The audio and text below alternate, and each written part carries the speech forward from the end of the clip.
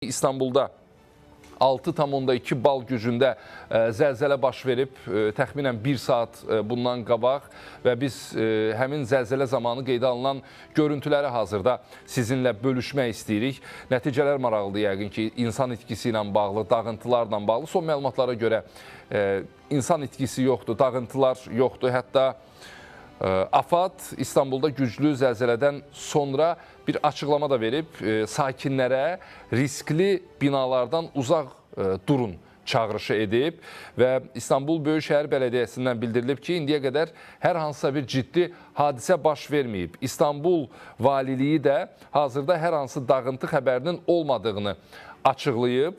Zəlzələdən sonra afterşoklar davam edir. Hətta bir neçə dəqiqə əvvəl Haber Global'ın əməkdaşı Enes bəy ilə birbaşa bağlantıda danışanda efirdə ola-ola da bu afterşokların davam etməsi ilə bağlı məlumatları verdi. Hazırda Türkiyə televiziya kanallarında zəlzələ anında nələr yaşanıb, bax onları da biz sizinlə bölüşürük.